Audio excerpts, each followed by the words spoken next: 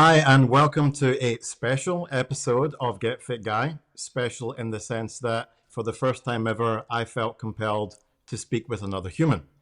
So I'm joined today by my guest, who is Caragh McMurtry, who is an autistic former Great Britain Olympic rower, and she's the founder and director of Neurodiverse Sport, which is a not-for-profit organization with a mission to raise awareness of neurodiversity in sport and whose mission is for neuro-inclusive practice to become the norm in all sports. Hi, Caragh. Hi, thank you for having me, and I feel absolutely privileged that you have been compelled to interview me.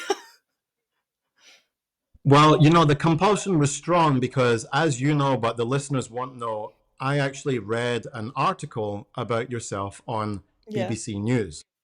And that article really resonated with me because I have a lot of very similar, if not identical, experiences to Mm. you. And I thought that it might be really useful to other people because I think there may be so many people listening to the show that may have similar experiences. And it would be so, like, we'd be so grateful to hear from someone like yourself. So, I mean, first of all, I just want to touch on, like, we've said that you were an Olympic rower, but I just like to find out what was it that made you interested in doing rowing, and did you have any prior sporting background to that? What brought you to it? Yeah, I guess as a kid, like I wouldn't have seen myself as one of the sporty children, but I was super active. Like I was always like running around. I couldn't wait for like break times. I couldn't wait for PE. When I was at home, I couldn't wait to go up the park, which was luckily like only a few doors down from my house. And on a weekend, I'd spend 12 hours up there, forget to drink, go home, like glug a load of squash, and then go back out again. So, like, I guess at my heart, uh, exercise has always given something to me. I've been compelled to do it, and I guess I didn't see myself as a sporty kid because I didn't have that kind of, I guess, like that kind of like aura, or I didn't hang out with those people. I just had like lots of different friend groups and kind of, I wouldn't say kept myself to myself, but um yeah, I was just kind of doing my own thing really. um and I was, yeah, really into like every kind of after school club that I could do, all different sports. I think I've done like football, gymnastics, dance, trampolining, netball, like literally anything that I could get my hands on, I'd try out. So I went to like a state school, and I guess for me, sport was very much my own pursuit, which I think was quite important actually. I wasn't really pushed to do it by anyone. My family's not very sporty. Um, and I think that kind of like actually really feeds into my journey through sport on the whole.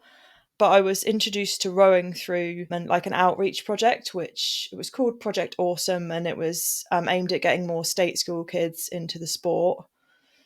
And they kind of like partnered with our school and took some rowing machines down for an after school club. I was like, great, another sport to try. And it, I did like it straight away, but it took me a while to kind of get serious about it because I was still kind of like, experimenting with what you should do as a teenager or what you actually shouldn't do. But then once I realized like, that's not what I'm about. I'm not actually about like going out and drinking, and I'm not about socializing with people when there's not a purpose. Um and sport gives me that kind of like shared purpose to socialize with people. And it makes me feel good, whereas like, I don't know, going out and drinking and socializing didn't make me feel good. And I guess quite early on, I made that kind of decision to take sport a bit more seriously, rowing in particular. And then it all kind of kicked off from there. Like, I was, I guess, fortunate in that there were some sort of talent ID schemes in terms of trying to bring on sort of like kids from more diverse backgrounds at that time. So, I was kind of pulled into racing at the interregional championships and then trialing as a junior athlete. And I just ended up kind of doing well and then getting to the next level and the next level. And in 2009, I was selected to race at the Junior World Championships and I won a silver medal. And I guess that's kind of where my journey with rowing on a more professional level started. Okay, so it sounds like you have a bit of a mixture of intrinsic and extrinsic motivations because you said that you were personally drawn to doing sport yourself, but then you also mentioned that there was like a social aspect that brought you into it too, Yeah, right? I wouldn't say like the social aspect massively drew me in, but it was more like, we all have social needs to a degree, but it for me, I was just as a sort of teenager, I was just like socializing without structure and without a purpose was like it didn't attract me at all, and it was quite confusing, and I felt like I was massively just playing a role or masking. And so that's where like sport was a great alternative because I was like, oh, I'm still being social. I'm not, ostracizing myself and isolating myself, but it feels like we're actually in this for a reason and we're working towards something. And that just really spoke to like the way that my brain, and with rowing, it's kind of nice that you are very much like in control of your own part of the kind of sport, but then obviously you're still part of a wider team. Yeah. Um, so yeah. Okay, so it's interesting. You used an interesting word there, which I think we should talk more about later, which was masking. And I think that's probably one of the biggest things that we see with people with neurodiversity in order to look more neurotypical. But maybe these are terms that we need to get into and kind of like define for people that might not be familiar with it. So, of course, we've mentioned already that you have an autism diagnosis. Yeah. Your organization is Neurodiverse Sport.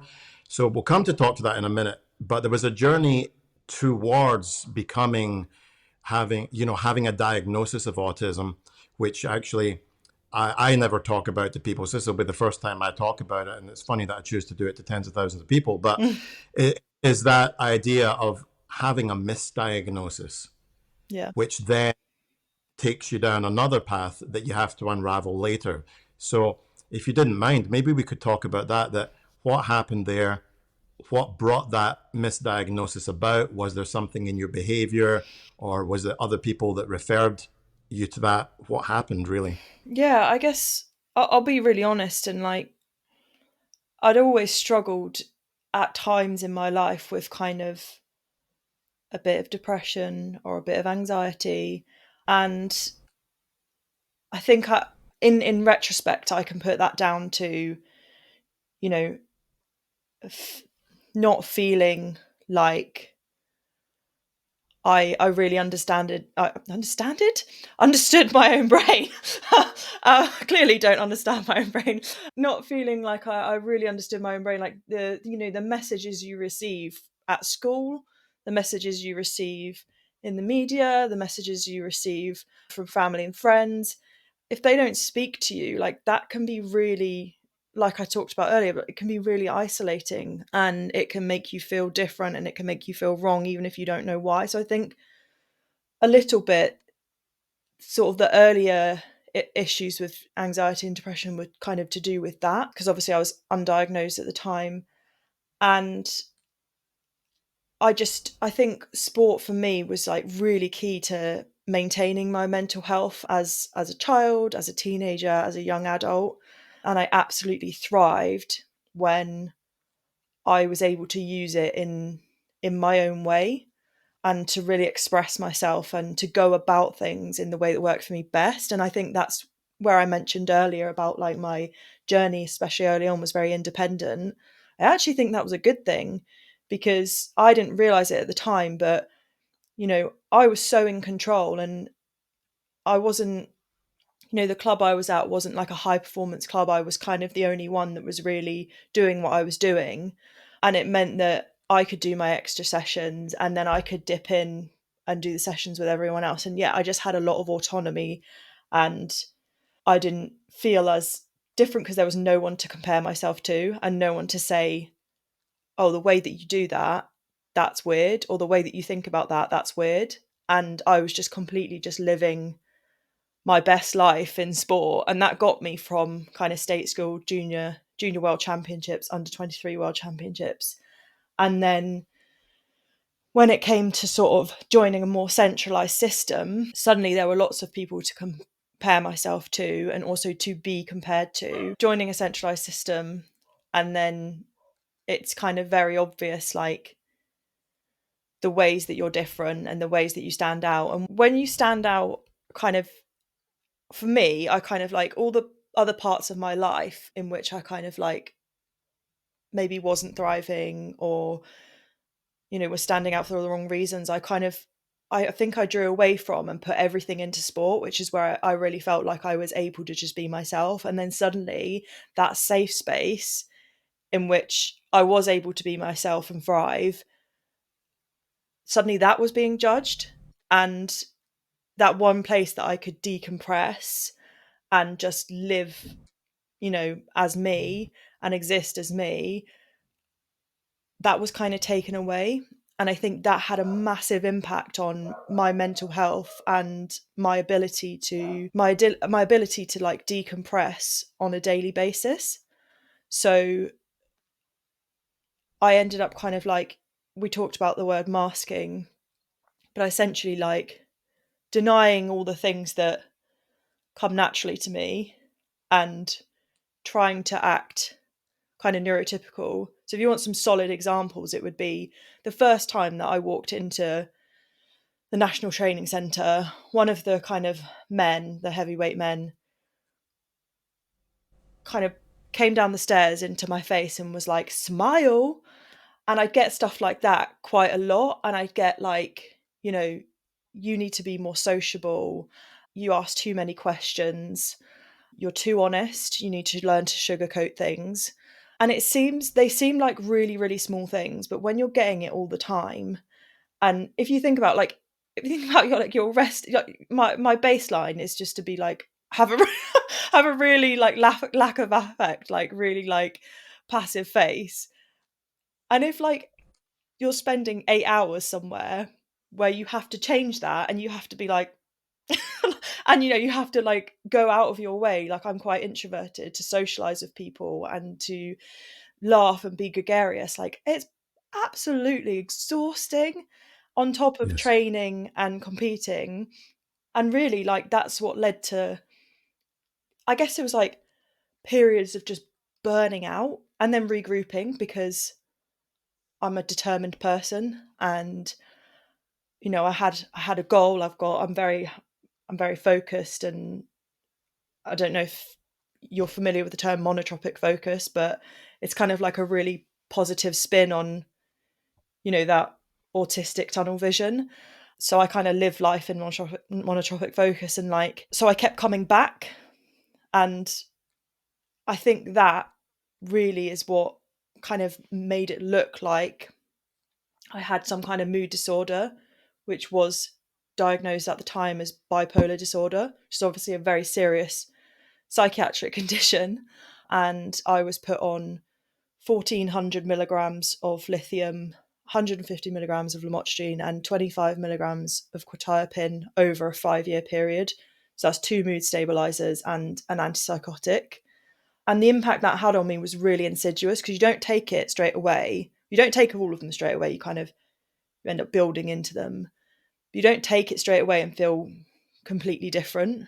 Maybe the quetiapine, that knocks you out a bit, but like, Yeah, having had that, you know, I think probably because of my body weight, I got 50 milligrams of that. And I remember the first time I took it, nobody saw me for a week no, because I didn't even leave my bed. no. It was unbelievable. And I can't imagine what it would be like trying to do sport at an elite level whilst on that drug. It's the opposite of performance It enhancing. is It's the opposite of performance. performance enhancing. Someone asked Yes, me, "Oh, performance. did you need a TUE for that?" I was like, "Absolutely not. No, I didn't Yeah. need a TUE. It's not performance enhancing at all." Like, I think, you know what I think the most traumatic part was? It was the fact that this was all kind of going on behind the scenes, because there's not like a lot of joined up thinking, and the coaches won't necessarily know. They'll know I have a label, so they'll know I have a label of bipolar, and in the office they might talk about it like, oh, she's on a mad one again. That's genuinely the Mm. kind of language that was used. um but they won't really understand the kind of therapy that's going on behind the scenes and how that's impacting me. And the way that they'll see it is, this athlete is still failing. This athlete is, she's lost it. She's not as good as she used to be. And in everyone else's eyes, I felt a massive amount of shame, because I have a lot of pride in my performance, and you know, I when I'm at my best, I guess I don't cut corners, and I don't just kind of coast along, and I wouldn't be there if I wasn't serious about it. And I knew that that kind of mindset was not being reflected in how I looked and in my performance. And that was really, really hard to stomach. I don't know if I'm explaining that very well, but the fact that I was giving I was giving 100% absolutely every single day, and I knew my performance wasn't showing that. And then the way that people were judging me was reflecting a poor performance. So it's almost like I would, if I was someone else, I would look at me as an athlete and think like, what's she doing? Like has she just lost it? Like, is she just not trying? I don't know, all these things. But it was just It must be very heartbreaking. frustrating. Yeah, frustrating for you because, as far as maybe you're concerned, is that you're looking for a solution to the problem, but solution is just driving you into the ground like a tent peg. Yeah, absolutely. And it's really good to talk to someone. I mean, we said this in our messages. I was like, I'm really sorry that kind of like happened to you as well, and you went through something similar. But Mm.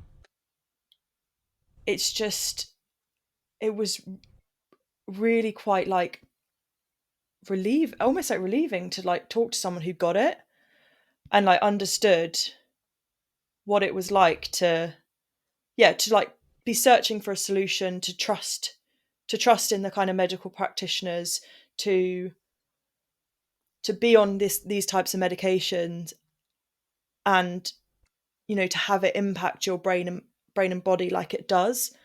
And it's really quite an isolating experience, because you don't really meet many people that have kind of gone through that. And if they have, they don't really talk about it. So hopefully that's something that this podcast can do, is like kind of bring that sense of like validation to other people. um but yeah, it was I think I'm like, why did it take me 5 years to get to the point where I was like, okay, this medication should be helping and it's not.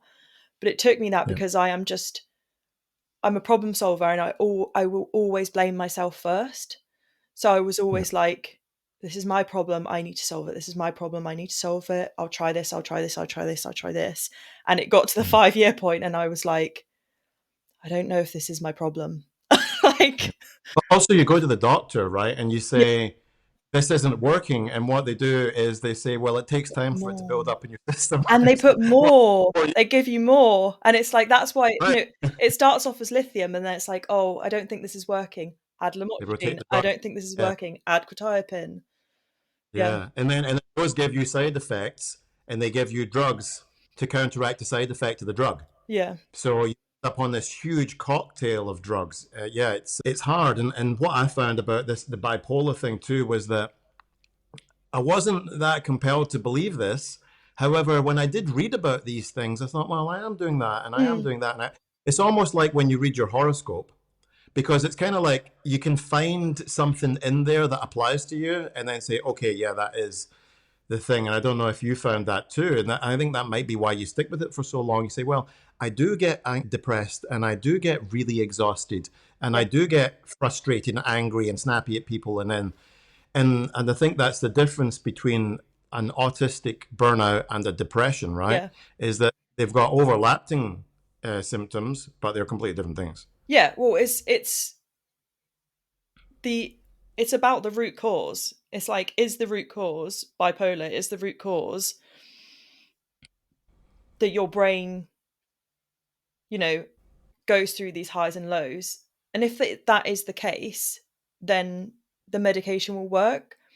But if actually the root cause is something different, then the medication's not going to work. You're just putting a plaster on it, or you're just, I mean, you're not even putting a plaster on it, to be honest, but you're dealing with like secondary symptoms rather than the root cause. So of course it's not going to have the positive impact that it needs to. But yeah, like there is just a lot of overlap between autistic burnout and depression And and anxiety. And I guess there's almost like that social reinforcement too, where you've got, like you said, the people in the office or whatever that were going, oh, she's just on one of her things again. So that almost like reinforces within the social group that, yes, there is something wrong. And that again makes you inclined to stick with things because you've got this objective, supposedly input coming in that something's wrong with you. yeah, absolutely. It just confirms. It's just one thing after another. It's confirming what the doctor said, isn't it? It's like, you know, you always felt different.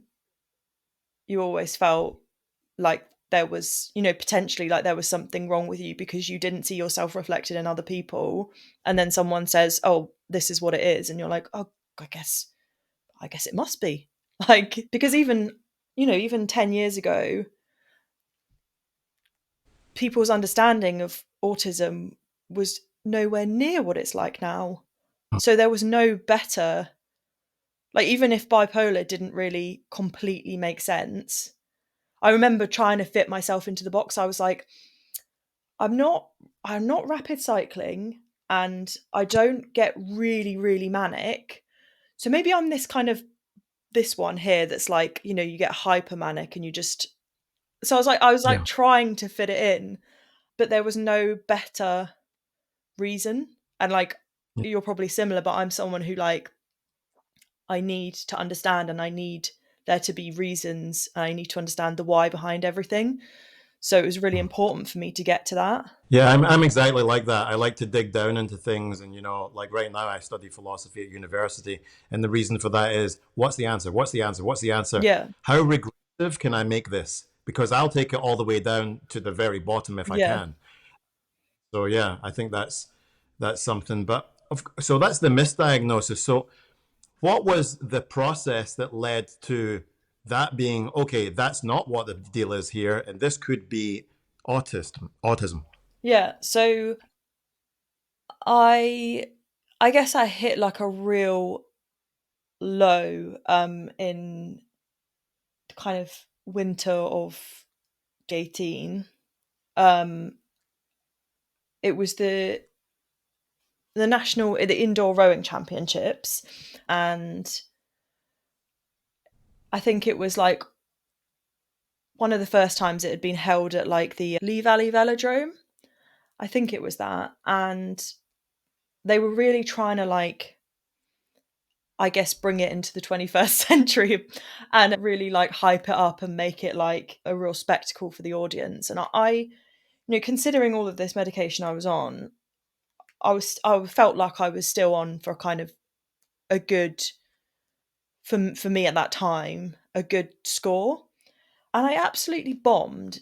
And in on reflection, I didn't understand it at the time, but on reflection, like, there was loads of smoke, like loads of lights, like really, really loud music. We had to pose at the camera as we came onto the sort of like stage. And I think all of these things really are like incredibly exclusionary for like somebody who is autistic.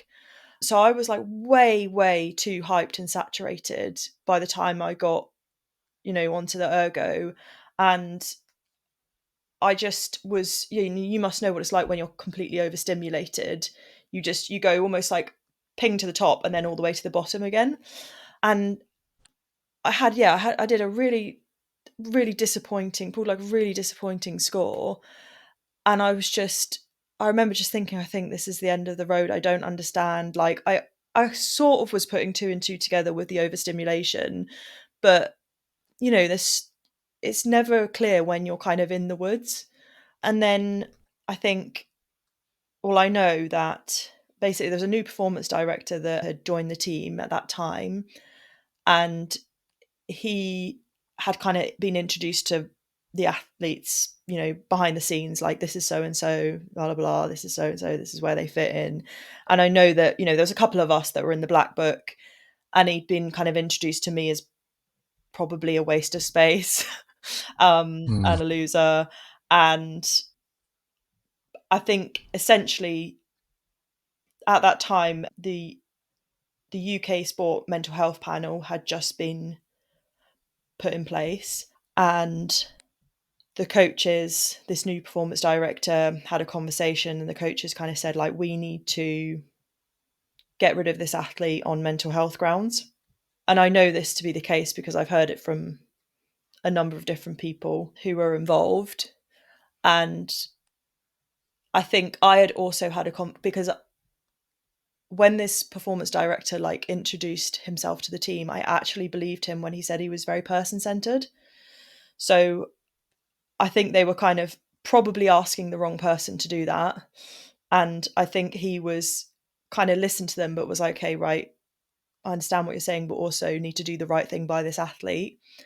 And I was also very lucky that this mental health panel was made up of some genuinely decent people and not just yes men. So they were also going to do what was right for me as well, rather than what was right necessarily for the sport. But what was right for me actually happened to be what was right for the sport. And yeah, they saw me and fairly quickly were like, you're not bipolar. What on earth are you doing on all this medication? Like, how are you getting out of bed in the morning? And they basically diagnosed me as autistic at the time. At the t- Weirdly, I think Asperger's is not a term that was used even at that time, but that is what is written on my medical notes. So I think practitioners still use it. But yeah, I then the kind of intervention was to have therapy for the kind of turmoil that I'd been through, to really get to like know what autism meant and what it meant to me, and maybe like what I could ask for, what the most important things I could ask for from the coaches. And then over a period of like 8 to 10 months, I titrated off the medication, and the coaches had asked the kind of practitioners, like, what kind of improvement will we expect? Because I think they expected me to kind of get binned, and I didn't. So they were like, oh, okay, she's going to be wrong. What kind of improvement are we going to expect? And they said quite considerable. And I was told like a year later by one of the coaches, like, we did not expect you to improve as much as you did, because like a year and a half later, my 2K had improved by 17 seconds from that from that time when I absolutely bombed. And And I when you're got, talking about an athlete, that's a significant difference. I mean, you might see something like that in a novice, yeah, but not in a high level athlete. So yeah, that's yeah. amazing. Like I PB'd for the first time in so long, and I kind of went from like the bottom of the team to the top of the team in terms of like physiology. But it's just, I guess it's like it's frustrating because it's these things are so simple, but as soon as there was like a shake up after Tokyo, it was almost like all of those things that I'd worked for, all that understanding, that tiny bit of like flexibility was gone. And I knew I was in for burnout again. And it's kind of what prompted me to retire and to create Neurodiverse Sport, because I was like, understanding needs to be systemic, and neuro-inclusive practice needs to be systemic if neurodivergent athletes are going to be able to participate and or perform at their best, at any level in sport, whether it's grassroots or elite. And I'm just so driven because I have experienced the utter lows of being completely misunderstood. And I would say, to some degrees mistreated, whether it's intentional or not. And then the absolute joy of being able to, I can imagine that's what other athletes feel like. Other athletes kind of get to do what's best for their brain and their body. And I felt that for a little bit, and I got the results, and that was amazing. And I want other athletes who are, who don't fit the mold to be able to do that as well. Yeah. So let's talk a little bit about that because, so for example, I made a podcast episode maybe a couple of months ago, which was about the gym being a really unusual place for neurodiverse people. And I've noted that when you sent your bio over, you'd written in it that you're passionate about inspiring and supporting all neurodivergent people to live healthy and active lives. And I think that's important because that's what everyone can do, even if you're not a sports person, Yeah. is be healthy. And I found that the gym, for example, is an absolute nightmare because when I go there, first of all, it's buzzing neon lights. Yep. Second of all, there's usually like some kind of bright color scheme like lime green, like Kermit the Frog green. It's horrible. Lots and lots of people there, usually high beat per minute music, like dance music or something, people thudding on the treadmill, weights crashing and bashing, and just a lot of strangers and activity. What I don't like is if I'm squatting, people walking behind me, I don't like it. Right, so there's all these things. And I feel like I've been in the sports industry my entire life. So I've learned to try to repress that stuff so that I can get to the gym. Yeah. And then saying that's exhausting, I then go home and go for a nap. Yeah. I can't stay awake. I have to go to sleep afterwards. But there must be such a barrier to entry to people when they come. And there's also still this social stigma about it. I mean, I saw a comment on one of the social media things after I'd made this episode where someone had said, well, can't that person just go to another gym? And it's No. like, well, no, this is absolutely not how This this is also, works. this is every gym. Like, Yeah, there's no gym that's got no people and it's silent, right? But it made me think about having traveled. I did loads of seminars in different gyms. I've been in hundreds and hundreds of gyms. I've never seen a gym that's got, hey, we've got a quiet hour or anything like that. And I just think that there must be things that we can put in place that would enable sports people, but also enable people that just want to be healthy and active. yeah. And what can we talk to, in terms of that? What kind of things did you see that changed that were positive for you when you had those changes that Yeah. helped you? Like, I yeah, guess I kind of still had to put up with, I literally like couldn't feel kind of like more to your experience of going to the gym, like, because I actually love lifting weights, or I did love lifting weights. I was good at it. Like, it was one of the things that I was really good at. And so no matter how overwhelming the kind of gym experience was, I would just find ways to be able to do it. And that included, yeah, going to sleep afterwards to just process all of the sensory information. But it's even things like,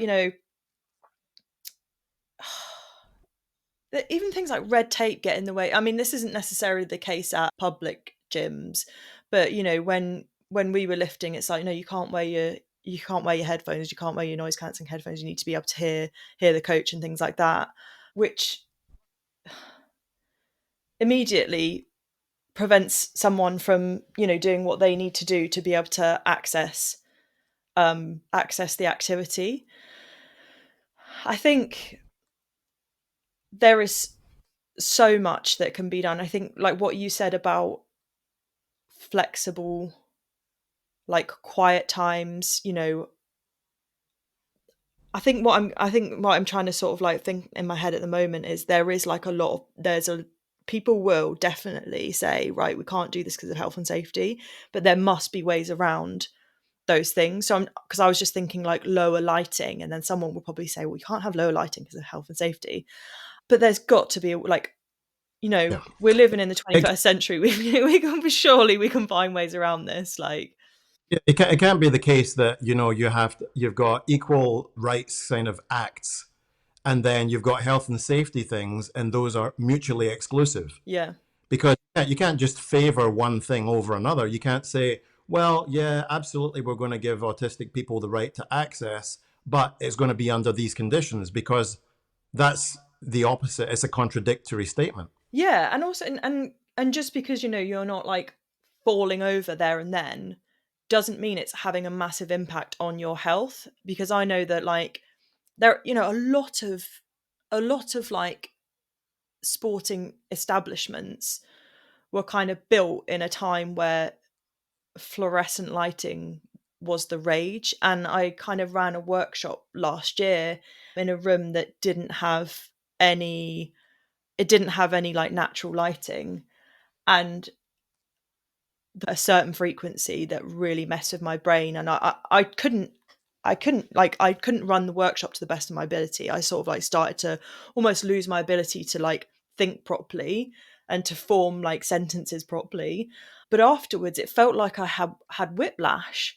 Like my brain was like hurting, my whole head was hurting from like the kind of photosensitivity. So it's like, are we considering that side of health and safety? When we think about it, we're probably thinking like, oh, we don't want anyone to trip up and, break their leg. But what about the kind of like the the genuinely physical pain that you're causing people who, with I guess invisible disabilities or differences. I actually don't like to call it a disability, but No, I consider it, because I've got that hyper focus on things. I consider it to be like a hyper ability, because I Mm. feel that a given task, if I was passionate about it, I'd probably mostly always outperform a neurotypical Yeah, person. yeah.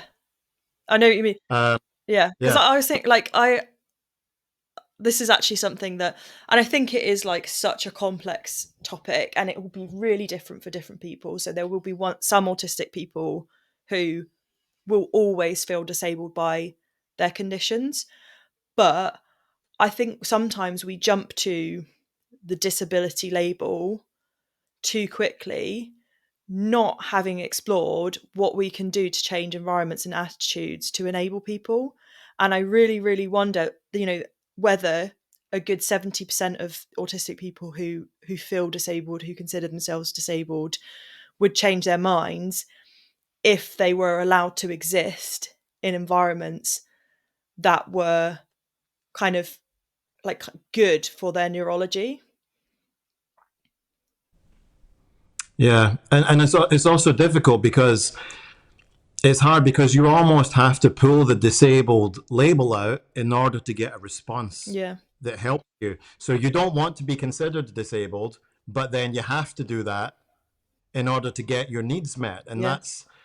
that's a kind of very circular problem, very catch 22, isn't it? And it's also just, what I've found is people will say, well, we cannot possibly make a reasonable adjustment for every single neurodiverse person. And that's challenging too. So I'll tell you a little thing. Is I went to a lecture the other day, and the person in front of me had a fidget toy, but it was a clicker. Mm. And so all I got was click, click, click, click, clickety, click, click, click, click. And I began to get extremely stressed, but we've reached this odd scenario now where one neurodiverse person is meeting what their needs are in order to Mm. focus on the lecture. But they're triggering another neurodiverse person, meaning that they cannot focus on the lecture. And now, to me, that's where this all is almost like an unsolvable puzzle. And how do we work this out? Because everybody, like you've said, it's everyone's got different needs and everyone's on this spectrum. So what can we do to make sure that we meet the needs of the many, but also respect the needs of the one? Mm. But I guess in that situation, I would think, well, surely there's a way to compromise where that person can have a quiet, fidget Yeah, toy. agree. I think it's also Yeah, about being considerate to the people around you. Obviously, not considerate to I would say not considerate to their sensibilities, but considerate to their needs. So if you're going to cause them genuine distress and you're going to impede their ability to engage, then, with whatever kind of strategy that you're using to help yourself, then is there a way that you can compromise? But that being said, well, I'm not saying compromise. If somebody says, well, I don't want you to do that because it's just not the way it's done and I don't like it, or it's like, or I consider it rude.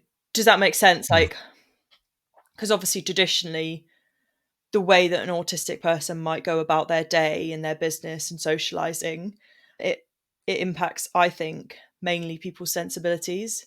And that's where my attitude is like, well, get over yourself. And it's just finding that line of like, what is genuinely having a negative impact, and like, and that balance between, there's going to be a middle line between, like, you getting what you need and the other person getting what they need. And traditionally it's been like, you know 0% for the autistic person, 100% for the kind of neurotypical. And I think we can find like a kind of 50-50 split, and that goes for neurodivergent kind of versus neurodivergent as well.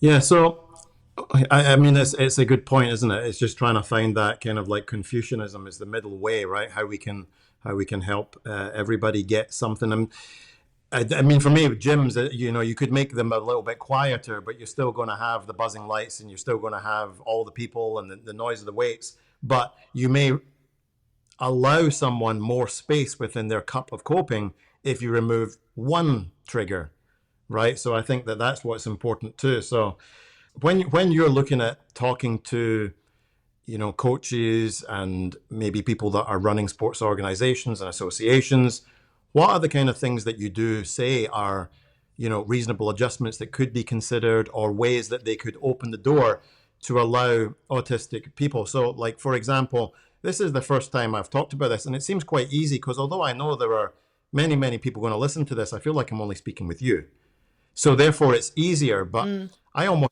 have like a shame about it still, which maybe sounds unusual to other people, but I don't like it, so I never talk about it. So, like, what could we say that could empower people that may feel that they have neurodiversity issues, or that know for sure they have neurodiverse challenges, and how we can bring the two sides together? Yeah, so I guess in terms of like the advice that I would give to coaches and teams, a lot of it hinges around attitudes, um, and accepting difference, and then a little bit around understanding difference and understanding different ways of thinking, and like looking beyond kind of perceived behavior. So, the way that you would interpret a certain behavior, or the way that what a behavior means if you were to perform it, would be very different to somebody else, and especially somebody who is neurodivergent if you are neurotypical. So, for example, let's just talk about that old school coach who wants everyone to stand in a row and, like, look them in the eyes, because that shows respect. And for them, if someone's not looking them in the eyes, it's disrespectful. Well, it's getting them to understand that for some people that's not what it means. For some people it makes them really uncomfortable to look someone in the eyes. For others, the best way that they concentrate is kind of when they're looking into their mind, which is usually up to the left or the right. So I think, yeah, a lot of it hinges around just understanding difference and being okay with difference, and trying to work with individuals rather than labels, and finding each person's individual baseline and working, up from there, rather than you've got the norm here and you're trying to bring people to the norm and then bring their performance up. No, just like let them sit where they are, and bring it up from there. Can I ask you a question? Have you ever heard of a character from mythology called Procustes? I have not, no. Which I should be So, ashamed of, because I studied archaeology and classics at university. so I believe that Procustes was one of the children of Poseidon. And Procrustes waited on the road to Athens, and he kidnapped travelers. And what he did was he had a metal frame, and he forced people into the metal frame. And if their bodies were too small to fit into the metal frame, he stretched them out. and forced them to fit. If the bodies were too large for the metal frame, he cut and hacked pieces off to make them fit. And when I was reading about Procustes, it made me think about what you're saying, is that a lot of coaches are trying to force you to fit into this rigid framework that they have. And by doing so, they're bending you completely out of shape. Yeah. And once you're bent out of shape, you're never going to excel within that environment. Yeah. I love that analogy. I'm going to use Thank that. you. Thank you. Yeah. Procustean coaching, I was calling that. Yeah. Yeah, that's really, yeah, a really great analogy, and it's exactly kind of, yeah, what I'm trying to say, I guess, is, and trying to get across to coaches is, yeah, you're kind of, when you have such a rigid kind of idea of what the norm is, and then, you know, what medal winning behaviors are, you, you're kind of, you're hamstringing people straight away, because you're expecting them to expend all of their energy kind of moving to that, and like you said, cutting pieces off or stretching them before they can even elevate themselves. But I think that also applies to kind of the grassroots level of sport as well. And it's what we're talking about with, you know, gyms, and we're expecting kind of that norm in that kind of situation is your ability to, or not even your ability to cope with, but, you know, what is attractive in a gymnasium space. And then, you know, if people are, we talked about how we almost spend all of our energy getting there, and then let alone actually doing the activity. And, you know, for some people, you know, the majority of people, exercise is a chore and it's hard. And so Yep. if you're making it hard to even get through the door, you know, people have really busy days, like maybe they've got children, they've got work, they've got loads of life admin, they've got travel. And then you're saying, okay, and now we want you to exercise, and we want you to do it in this environment that is completely inaccessible and overwhelming. Of course, you know, there's loads of autistic people who are inactive, because what you're asking of them is just unreasonable. You know, I'd be really interested to see if there's any figures that correlate between things like diabetes and maybe like high BMI and autism, and to see, you know, how much that relates to exactly what you're saying there, is that there's just this huge barrier to entry. Like you Mm, said, like even traveling there, I have to go do things that are close by to me, yeah, because if I have to take public transport when I get there, I'm not going to train. yeah. Just not. Yeah, so I'd be interested to see what the correlation is between those things.